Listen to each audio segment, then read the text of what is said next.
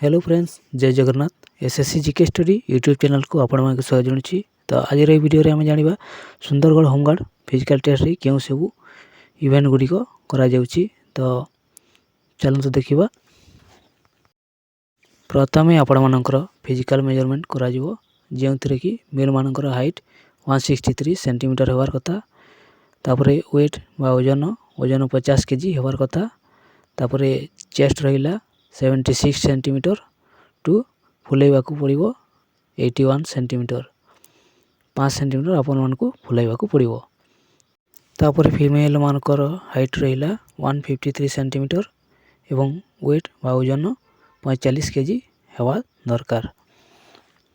आ गुटे कथा मन रखंतु, जदि आपण मानकर हाइट वेस्ट चेस्ट रे कोनोसी कमी अछि ताहाले आपण मानकर कटिवार चांस अछि। तो एटा ध्यान रखंतु। तापरे रहिला आपण मानकर मेडिकल रे आपण मानकर बीपी एवं सुगर चेक करा जाउछि। तापरे रहिला मेल मानकर लॉन्ग जंप रे 3.5 मीटर बा 11 रु 11.5 फुट रहुछि।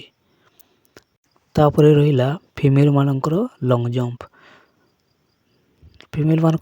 रे रहिला 2.5 मीटर, जहाँकि 8 रु 8.5 फुट मध्य रे रहुछि।